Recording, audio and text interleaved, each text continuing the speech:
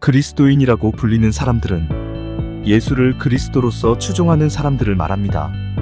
예수라는 존재를 알려면 그분의 행적을 아는 것도 필요하지만 그분의 가르침을 알아들으려면 그분 마음을 아는 것이 중요합니다. 사람 마음은 인간관계를 통해서 드러납니다. 그분 역시 사람들과의 관계와 대화를 관찰하면 어떤 마음으로 사람들과 지냈고 고민하고 선택하고 지내셨는지 힌트로서 알게 됩니다. 그런데 이 경우도 머리로 알아가는 단계와 마음으로 알게 되는 순간이 있습니다. 즉 그분의 마음을 엿보아 알게 되는 진실은 자기 신앙의 상태에 따라 내용이 너무 달라질 수 있다는 것입니다. 그래서 그분의 마음을 깊이 알려면 기도와 선행이라는 실천 이외에도 자기만의 바른 훈련이 중요하다는 것을 알게 되었습니다.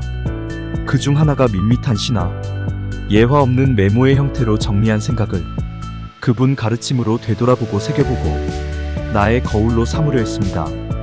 누구라도 자신을 객관적으로 보고 싶어서 자신을 사실대로 비춰볼 거울 같은 것을 찾으면 되는데 본인이 써둔 시나 메모가 본인에게는 좋은 방법 같습니다. 그 외에도 무엇이든지 자기를 비춰주는 거울 같은 것이 있다면 마음에 묻은 티끌 찾기가 쉬워집니다. 인간은 창조주의 사랑과 긍정으로 형성된 존재이기 때문에 티끌 욕심이나 두려움을 알아차리고 자꾸 털어내면 결국 남는 것은 사랑과 희망입니다. 그래야 과거가 될 현재의 순간들도 모두 희망이 된다는 것을 경험하게 됩니다. 진실 앞에서 욕심이나 두려움은 모두 가짜이고 허상입니다. 그래서 허상을 걷어내고 제대로 쳐다볼 수만 있다면 남는 것은 실체인 사랑과 희망만 남습니다. 성서는 스승 예수의 삶을 통해 어떤 경우라도 이루어지는 그분의 식별과 선택의 과정을 다양하게 설명합니다. 신약 성서의 사대복음을 조금만 읽어보아도 스승 예수가 하느님의 뜻을 찾기 위해 고민하고 식별하는 시간, 받아들이는 시간, 선택하는 시간 등이 있었음을 알려줍니다. 그리스도인은 이런 과정을 통해 은총이 늘 작동됩니다. 즉 인간에게 발생하는 자기 부정은 극복되고 자기 긍정이라는 영적인 위로가 선물됩니다. 자기 삶에서 긍정과 부정이 비빔밥처럼 섞이고 서로 위장되어 혼란스러울 때도 부정을 식별하고 정리하면 결국은 긍정만 남게 된다는 이치와 같습니다. 삶이 복잡하고 지치고 힘들 때 위로가 필요하지만 항상 기억해야 합니다. 보이는 위로를 통해 보이지 않는 위로를 찾아내는 영적인 움직임이 필요하다는 것을 난처한 상황에서 마음의 정리가 필요할 때, 어려운 상황에서 납득과 결심이 필요할 때 반드시 알아야 할 정보와 이치에 대한 안내가 나를 위해 친절하게 정리되어 풀이집 같은 메모처럼 있다면 얼마나 좋을까?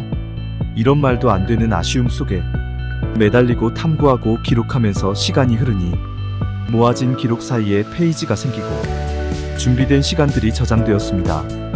이제는 이 기록들은 볼 때마다 선물로서 주어진 것들을 감사하게 되고 격려의 편지처럼 위로받게 됩니다.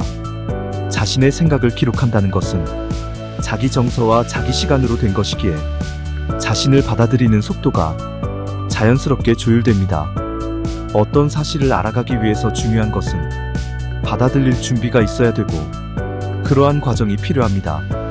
좋은 것이든 나쁜 것이든 본인이 감당할 수 없는 것들은 안전한 것이 아닙니다.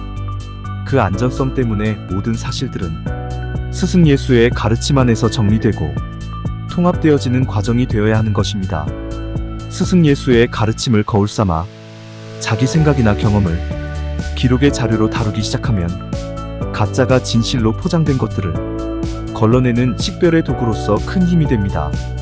자신을 돌아보는 메모로 기도하고 하느님께 나아가는 정리는 진리의 길을 자기식대로 알아들어 엉뚱한 생각으로 헤매며 갈 수 있는 길을 안전하게 점검할 수 있게 해줍니다. 누구라도 매일 자신을 돌아보는 거울 같은 방법을 준비하고 그래서 자신을 정돈하고 점검하는 것은 자신을 온유하게 돌보는 것으로 참 좋은 방법 같습니다.